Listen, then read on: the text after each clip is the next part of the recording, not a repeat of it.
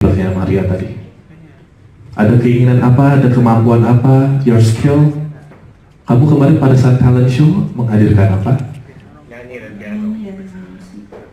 Oh my goodness, no one can do that. Like, menyanyi dan main musik itu nggak semua bisa melakukan itu. Ya, classical music, pop music. Kamu siapa yang kamu sukai?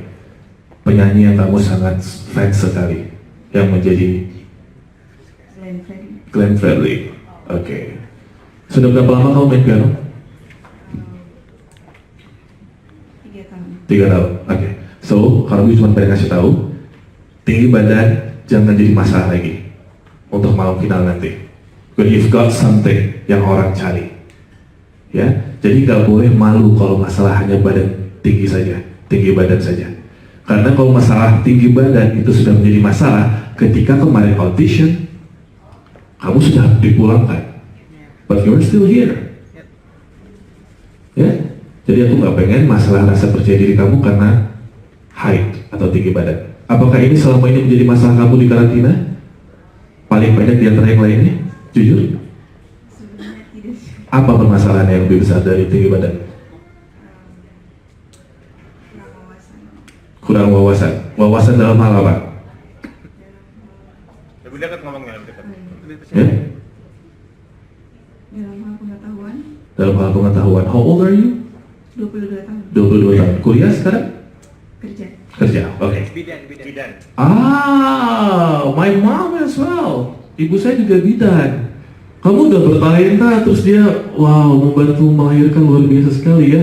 Ibu bidan Sarah. Oke, so Sarah boleh dikasihkan tepuk tangan dulu buat Sarah. Oke, Kalimantan Selatan, please introduce yourself. Boleh kenalkan dirimu dulu, boleh? Silakan. Halo, perkenalkan nama saya Dameria Esther. Saya perwakilan dari Kalimantan Selatan. Oke, Daniel, thank you. Silakan Sumatera Barat. Halo, nama saya Markuata Nela. Saya perwakilan dari Sumatera Barat. Oke, so Sumatera Barat, once again, siapa namanya tadi? Markuata Nela. Nela ya, oke, Kalimantan Tengah. Halo, nama saya Cynthia. Saya perwakilan dari Kalimantan Tengah. Oke, terima kasih, Bangka Belitung. Halo, nama saya Melisa.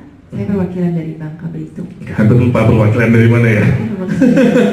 Bangka Belitung. Oke, silakan Papua Barat. Halo, selamat malam semua. Nama Ya. saya Apridari Gita, perwakilan dari Papua Barat. Oke, I've got 3 good examples here. Sumatera Barat boleh maju ke depan, Kalimantan Tengah dan Papua Barat. Bangka Belitung, you have no problem. Sumatera Barat boleh maju sama Kalimantan Tengah dan Papua Barat. Oke. Hal simple yang sebenarnya bisa ruin your performance. Kita ulang lagi. Kalimantan, Sumatera Barat terlebih dahulu, kasih mikrofonnya boleh. Kenalkan diri kalian. Perhatikan sekali. Sumatera Barat, silakan perkenalkan diri lagi. Halo semuanya, nama saya Markuata Nela. Saya perwakilan dari Sumatera Barat. Oke, thank you. Papua Barat, silakan. Halo, selamat malam semuanya. Good. Perkenalkan nama saya Apridari Gita, perwakilan dari Papua Barat. Oke, terima kasih. Kalimantan Tengah. Halo, nama saya Cynthia. Saya perwakilan dari Kalimantan Tengah. Oke, thank you. Menurut kalian, ya, kali ini tentang honesty. Yang paling enak perkenalannya siapa? Ayo, coba nilai tokennya sendiri. Yang paling enak, yang paling friendly, yang paling mencuri hati kalian kalau kalian adalah juri atau mungkin voters atau pemirsa di rumah, yang mana? Jujur. Papua Barat. I agree with you. Saya sangat setuju dengan kalian semua. Ya, bukan berarti Sumatera Barat jelek, bukan berarti Kalimantan Selatan, Papua atau Bangka Belitung atau Kalimantan Tengah tidak baik. Hanya ada yang perlu di-upgrade. Yang pertama dari Papua Barat, ulangi lagi, boleh berikan. 1, 2, 3, perkenalkan diri. Halo, selamat malam semuanya. Ya. Perkenalkan nama saya Apridari Gita, perwakilan dari Papua Barat. Oke, thank you. Jadi, ketika introduce yourself, please use the smiling face. As wide as possible, ear to ear. Ya, ear to ear. Jangan sampai dirobek semua ya. Oke. And second one, eye contact is so important. So important. Emang eye contact-nya harus ke siapa? To everyone. Dia bukan menggerakkan kepala dia. Sini, sini, dan ke sini. Oke. Yang ketiga, suaranya lantang dan artikulasinya tepat.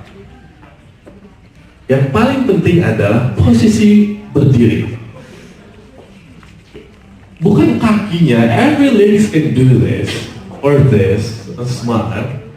Tapi bowing down a little like this, no one sadar ini penting. Menghadap sedikit, itu artinya kalian mau interaksi dengan orang lain. Okay? Sorry to say, but you don't always have to show off your boobs. Because you are beauty pageant ladies. Show some, grace, dignity, ya. Kalian pengen merangkul semua. Alright? Dan walaupun saya lagi ngomong ya, mereka semua masih senyum. And I like it. Jadi sekali lagi tepuk tangan untuk semuanya. Silakan kembali. Thank you. Thank you. Thank you Bapak Blito dan tadi dari mana satu lagi? You guys have no problem. Ya, bagus semua, semuanya bagus, hanya perlu di-upgrade lagi. Karena kalau Bi cuma pengen ngasih tahu sedikit nih teman-teman.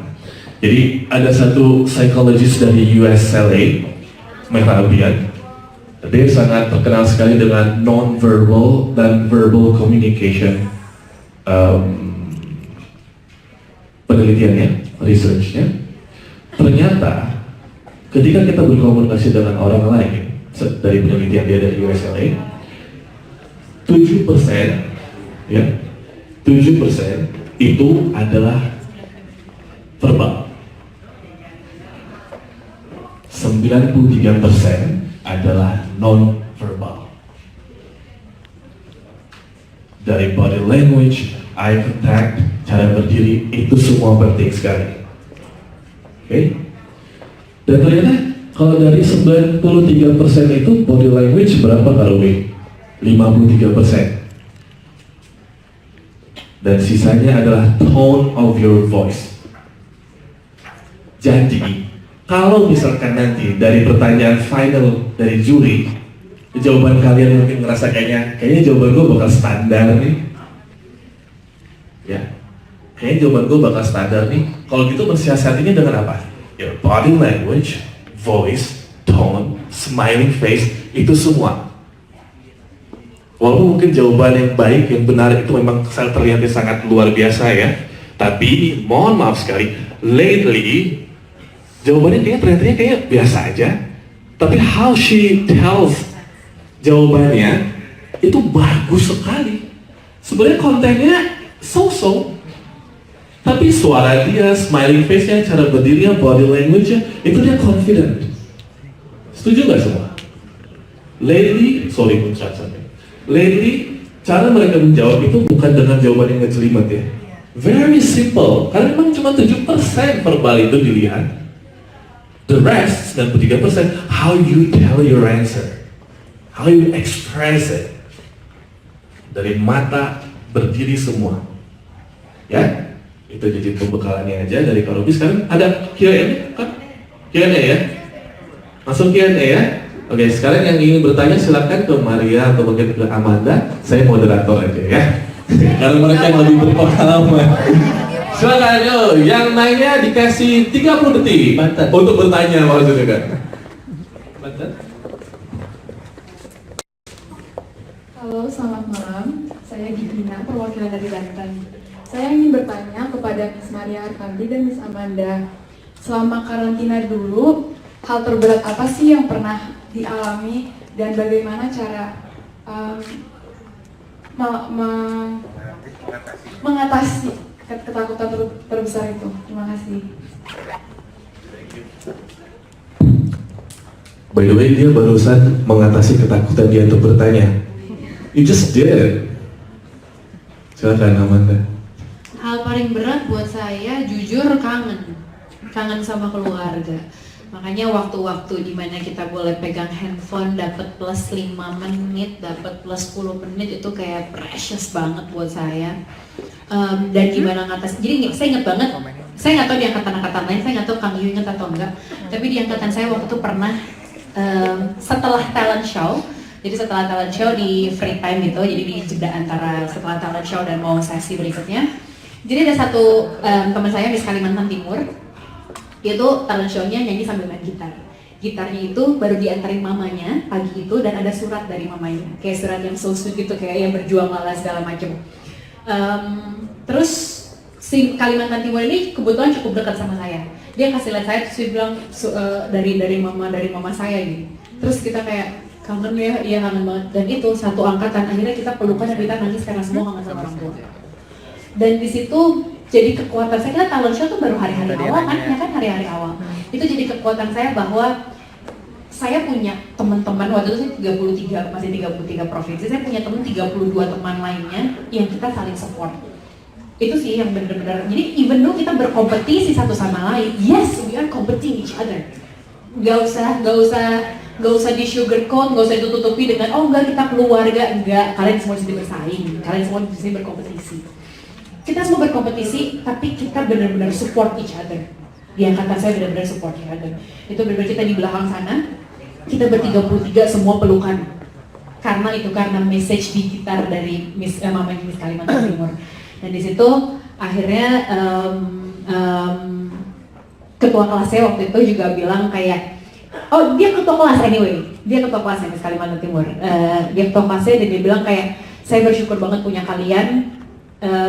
Message mama saya ini justru menyadarkan saya bahwa saya punya kalian, bukan hanya punya kakak-kakak chaperone yang walaupun terkesan galak, tapi mereka sangat peduli sama kalian. Mereka galak tuh buat kebaikan kalian, supaya nanti di grand final kalian ready, dan setelah itu pun kalian ready. Itu sih kalau saya. Fanti? Kalau saya ketika karantina, saya itu orangnya gimana ya, agak susah konsentrasi kalau kurang istirahat. Ya, dan itu mengapa ketika saya merasa udah selesai kelas, terus masih ada chaperone yang mungkin mau bicara apa atau ngomong, itu salah sih, jangan ditiru. Tapi ya, I really try to still wake up ya, jangan tidur gitu.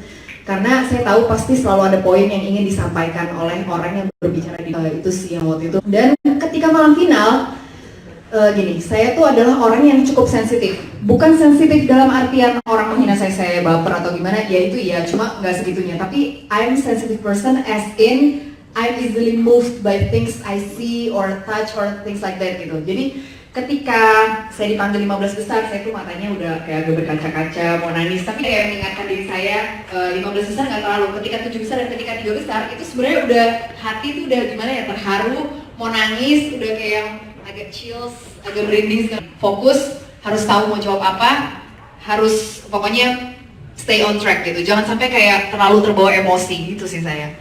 Itu sekian. Sama aku juga waktu itu. Ya deh, tepuk tangan buat mereka. Selanjutnya, gimana? Ada tambahan? Tanya lagi untuk Kak Maria Harvanti. Kebetulan kan saya dari daerah. Kebetulan kemarin kan Kak Maria memilih Desa Kemincing di daerah Banten juga kan? Kamancing. Oh, Kamancing, maaf. Di daerah Banten juga. Nah, menurut penelitian saya yang saya cari, Banten kan memiliki banyak ratusan desa yang tertinggal.